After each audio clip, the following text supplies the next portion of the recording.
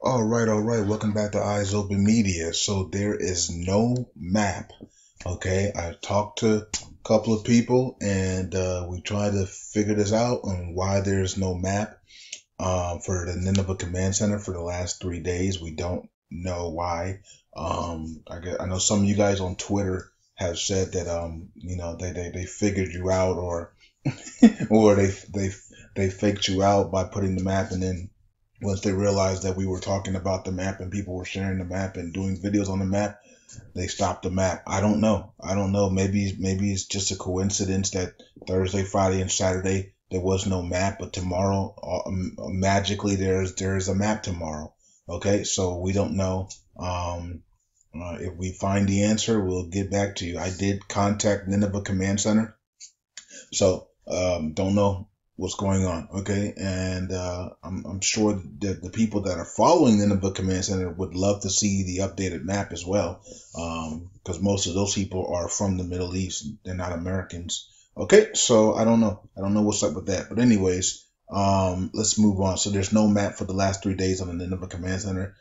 So hopefully we get a map tomorrow, and let's see how it looks. Today, the forces really didn't do much today. Yesterday they did a lot. Today they didn't do much at all. It was like a break today or something. So hopefully tomorrow they continue to storm different areas and continue to liberate different areas. Okay. Vincent sent me this just a couple minutes ago. As you guys can see for the time. Well, actually, this is the time of this post. This is not the time of this though. Okay, so this was just sent to me. His response was sent to me a couple of minutes ago. So it says Kurdistan payments tied up in court, currency 365. Will Abadi stop messing around now or continue to delay tactics? Well, we know he's not delaying any longer because he just told the world that they're going to be back on out of chapter 7 within the next 50 some days. So I don't think he can. He realizes he can't delay. They can't delay any longer. So this is why Abadi's coming out being bold about corruption and things of that nature, and moving into a free economy, doing all the things that they're doing because they're now out of time. And Donald Trump also saying that Daesh ISIS is going to be completely annihilated within the next 50 some days. So they know that once Daesh is gone, they can't hide any longer because what they're doing is they're hiding under Daesh, right? They're hiding under ISIS. They're hiding under the war of Mosul when there is really no more war. They've come out and said it themselves, so it's not like I'm saying this. They come out and say that the war is over. We're just cleansing now, and if somebody pops up, that is evil, we take them out. And if they put it on video, it makes it look like we're in war, but we're really just cleansing and editing. Okay, so they can't hide any longer. And that's the problem. So the Iraqi federal courts next week will consider budget item being challenged and will judge GOI budget paragraphs appeal. Okay, so we could see a writer in there. We'll see. We see a writer. Maybe we'll see a writer. Maybe the Kurds will get whatever they're looking for. I don't know what the Kurds are looking for, but hopefully the Kurds will get everything they're looking for. We know that they're going to implement Article 140 once they give us Mosul. I don't know when they're going to give us Mosul, but we believe, and Donald Trump and Abadi have told us it's going to be in the next 50 some days. So within this next 50 some days, it could be next week. It could be this week coming up. It could be next week. It could be early May. It could be mid-May. It could be late May. But within the next 50 some days, we're going to be out of chapter. Iraq's going to be out of chapter. So I'm going to say we, because we're all in. We've been with them for a while now. So we're all going to be out of chapter 7, and Daesh and ISIS are going to be completely finished. And remember, we're in the last stages of Western Mosul right now. They just told us that we're 90% completed with little bit of areas to go. Okay, so yeah, I think that takes care of that. Let's move on. Okay, so this was interesting to me, so that's why I brought this up. Iraq state of horror. Saddam Hussein, July 16, 1979 to April 9, 2003. So 23 years, 8 months, and 24 days. Now, look at that. That's April 9th, and that's what until tomorrow's April 9th, so 2017. So interesting that, this was April 9th. So let's see if we get some big news tomorrow. Let's see if we can maybe they storm into the into old Mosul city, or storm somewhere, and maybe they capture Baghdadi or something tomorrow. This is the day Saddam was taken down. So yeah, interesting. Let's see what happens tomorrow. Tomorrow they usually like to storm early in the morning, so let's see what happens. Tomorrow is April 9th, so we'll see. Okay, so this is, we don't have the map, but this is a lining here, of old Mosul city. Basically is right here, and of course, it's controlled by ISIS right now, most of it. So it says operations in old Mosul city stalled due to the influx of displaced civilians plus heavy Daesh resistance. More than 1,000 terrorists are in that area. Okay, so right in this area right here, there's a lot of terrorist groups. Basically, it's not Daesh and ISIS. There's a lot of foreign terror groups in this area. As you can see, he says more than 1,000 terrorists in this area. He didn't say more Daesh or ISIS. There's a lot of people living in old Mosul city. So there's probably tons of foreign troops, foreign terrorist troops, sleeper cells, and things of that nature in this area. Okay, so let's move on. Keep it moving. Iraqi federal police have now successfully rescued 260,000 civilians from old Mosul city district alone. Now, if you go back to old Mosul district, all they have to do is take the bridges and walk over to eastern Mosul. Eastern Mosul's right here. All you have to do is go over the bridge, and you get to eastern Mosul. So you gotta think about this. These people had 4 weeks to get out of old Mosul city and just walk over the bridge, go over this bridge and go into the liberated area of eastern Mosul, and they didn't do it. So now they're delaying the war, they're delaying everything, and we're still not done with western Mosul because the civilians are in the way.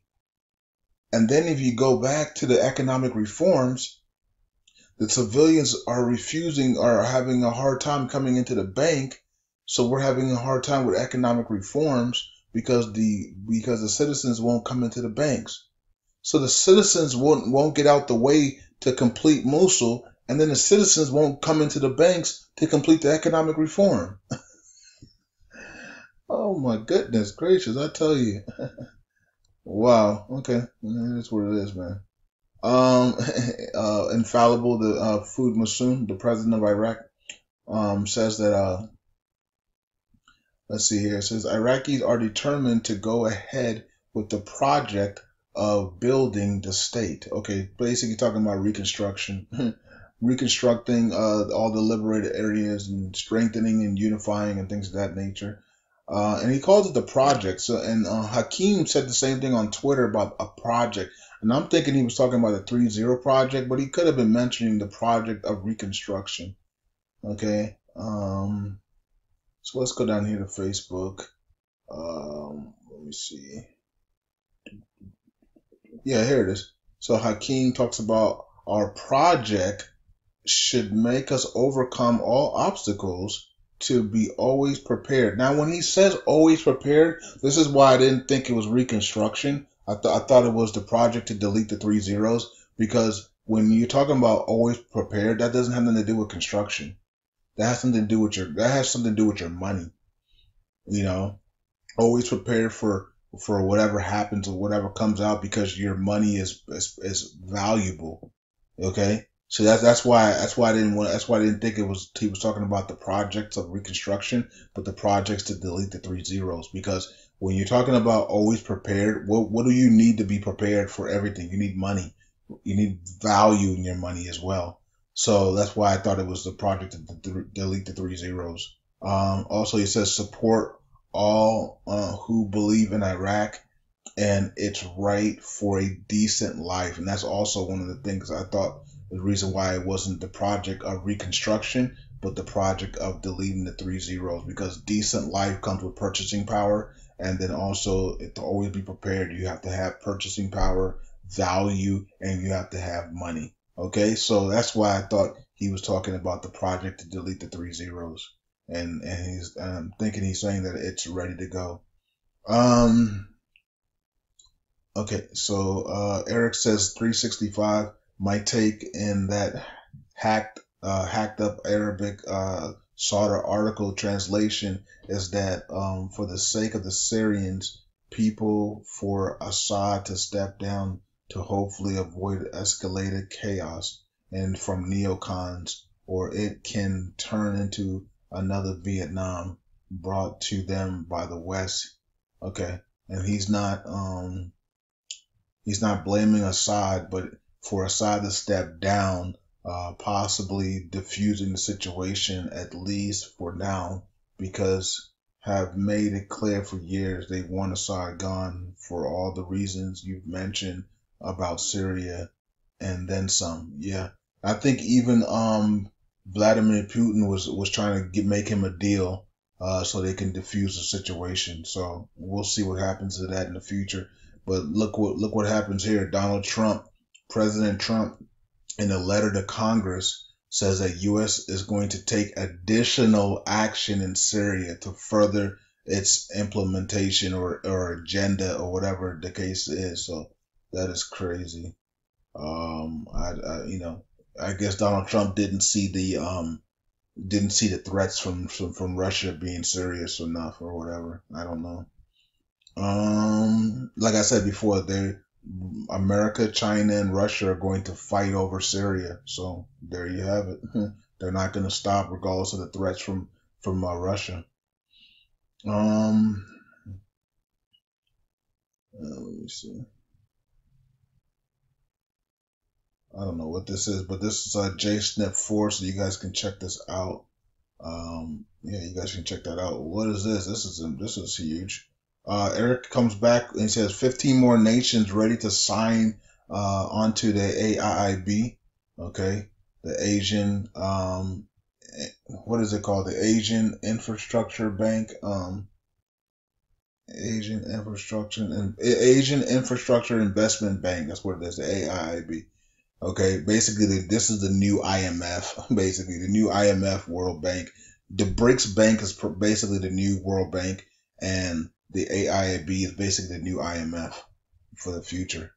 So you got 15 more nations going to be signing up, basically saying goodbye to the IMF, goodbye to the World Bank, goodbye to United Nations, and going to join the BRICS alliance in the AIIB. Okay. Which is the right move to do. I don't know, I don't know, it is what it is. The future is in the Eastern world, not in the Western world. The future is in the Eastern world. Like that's why we're invested in the Eastern world. So nothing important there. I mean, nothing. It is important, but nothing surprising that people are going to the winning side. Okay, so Biana has something here, and I did click on it.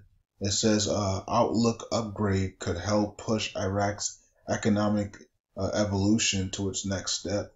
So this was April 2nd. Okay, April 2nd. So yeah, and they're all talking about the B+ rating that they got.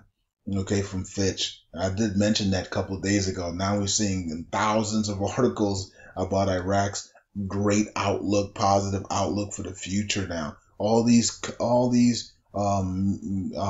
mainstream medias are just now catching that Iraq has a positive outlook in their credit rating. This thing has been like 3 months old, and so now they're all just catching up now. So it's kind of funny to see, but it is what it is. I'm glad that the mainstream media is still saying that Iraq's outlook looks really good now. New plans to resolve the Battle of Mosul. Yeah, we did talk about that already. And we already talked about the agreement for activate Article 140. That's coming right after they give us Mosul. U.S. senior advisor or senior official said we will increase support, training, and arming of Iraqi forces. Parliamentary finance. Iraq in the coming years will depend on loans. This person is against, like I put, this person is against a free economy. Because when anybody that's from this finance committee that's talking about the future and talking about that they're gonna need loans doesn't want to see anything change. So they're not for the free economy. Because in a free economy, they're not gonna need all those loans in the future. They're gonna use their own money, make their own money, and do their own thing. Okay, so, and then also a couple of days ago, I did talk about how the New World Order and the elites are going to start making statements about how excited they are about Trump's Syria strikes. So, and here's another one. So we heard from John McCain already. He's excited. Hillary Clinton's excited. Now we hear from John Kerry. So guess what? Who's next? Barack Obama. We're waiting on Barack Obama. The New World Order puppets are excited. Former Secretary of State John Kerry absolutely supports the of Trump's Syria strikes. Of course you do, you globalists with New World Order. You know, I said this on my personal page on Facebook that and I named their names and they're all making statements, aren't they? Last but not least is Barack Obama. Let's see if he makes a statement this week. Okay, so that's it, and let's go to the cryptocurrencies real quick and check out what happened for the rest of the day. Okay, so Bitcoin is at 1188. It is a Saturday, so it probably will dip down today and tomorrow, and then as long as it stays around like 1170, we could definitely test 1250 into 1300 next week. Okay, and then Ethereum is at 45. I saw it at 42.20. I think it was 42.23. I should have bought some there and made some money on the way up to 45, but it's all good. And then let's check out the altcoins here and see what they're doing. Okay, so you got Ripple is at 3.6 still. It's been basically flatline here at 3.6. Let's see here. Litecoin is at 999. Okay. On its way to 14. Dogecoin is at 67. Monero's at 20. Ethereum Classic is at 275. Okay. Anything that I actually know? No. I heard somebody was talking about this coin right here, Dogecoin. To get into Dogecoin, I don't know anything about it, so but it is very cheap. 3 zeros and a 4. Wow, imagine if this thing came up to 1 cent or 10 cents in the future. Like that's a lot of money. Yeah, that's a lot of money.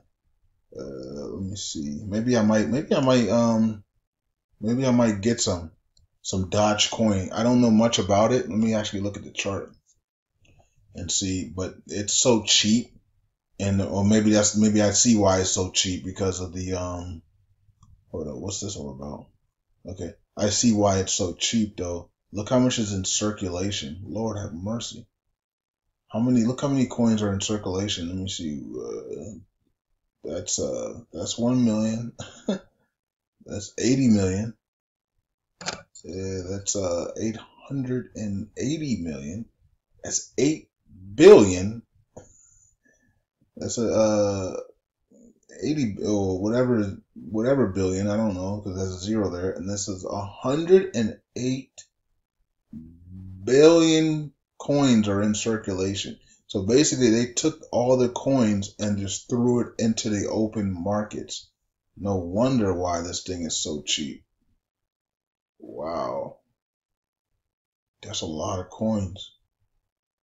But actually, it's a lot of coins, but it's so dirt cheap that some like a whole 3 family members could buy up like 50% of these coins. You know what I mean? So and then allow the rest of them to just go be traded openly.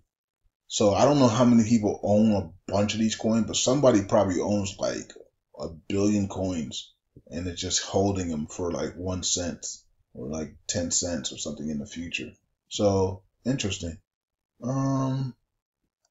Yep. So that's it for me. I'm I'm gonna be looking through the list, and I might, whatever. If I might want to throw $10 into something that's really cheap, like Dogecoin, and then hope for the best in the future. Maybe in the future it goes all the way up to like 50 cents, and I'm like, wow, you know, turn $10 into something, or $5, $10 into maybe a couple $1,000 or something. So here's another one right here. This one's at 0.0001. I mean, my goodness. And it's down. So, like, stuff like, and then this one is even cheaper. Sheesh. This one is, Moon Coin. I never know what this is. This is at 0.000004. Wow. And this has 221 billion coins out. Wow. But it's up big. Okay. It doesn't take much to move it. I mean, good. I mean, up and down. If this thing got to 1 cent, geez. And here's another one. This is at 0.00. This is the Federa coin. This thing is at 0.00002. Wow. And it had a whole bunch of shares out. All right, so I'm probably gonna look at some of these and then take some Bitcoin and maybe put $10 in this one, $10 in this one, maybe $20 each, and just see what happens in the future. It is what it is. You can either not make any money, or you can make a whole bunch of money, right? So, and you can always convert your coins over to something else as well. Okay, that's it for me. Talk to you guys later. Eyes open. Have a great evening. Bye.